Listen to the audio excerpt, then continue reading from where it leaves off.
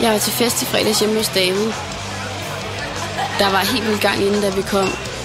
Der vi spillede høj musik, og der var mennesker over det hele. Det var en total fed stemning.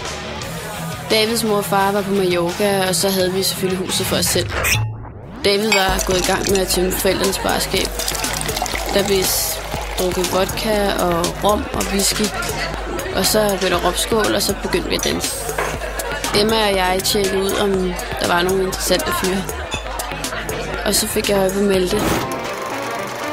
Jeg kender ham ikke rigtigt, bortset fra, at jeg har set ham ret mange gange til en del fester.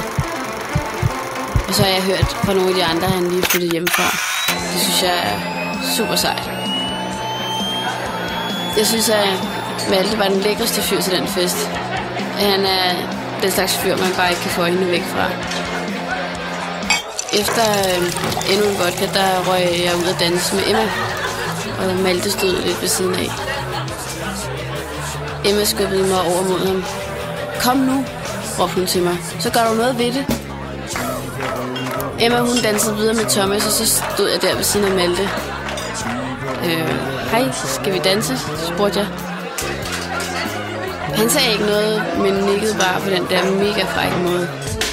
Vi dansede tættere og tættere, og jeg var bare så sikker på, at han var klar på noget mere.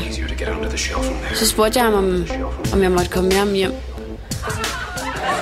Og han grinede lidt af mig, og så sagde han, jeg har altså en kæreste.